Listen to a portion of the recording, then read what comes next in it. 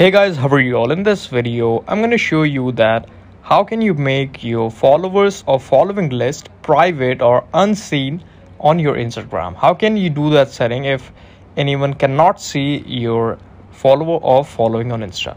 So guys, the first thing we just have to note that we cannot hide our following or follower list on our Instagram, but if anyone is friend of yours, is anyone is following you and you're following them back too, so that people can even view your followers or following. You cannot stop that.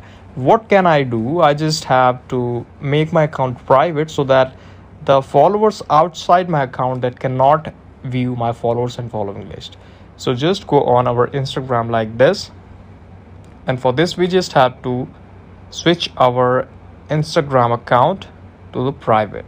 I will show you. This is because this is my professional account, you can see, and this is my personal account. How can I avail that setting of making the account private? Here, click on the right bottom of the screen called your profile icon here. After that, click on the three dots on right top of screen like this.